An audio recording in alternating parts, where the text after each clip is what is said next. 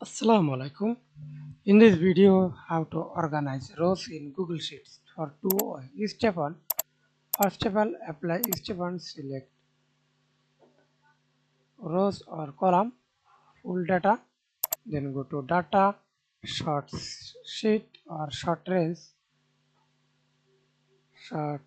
by column, A to Z or Z to A.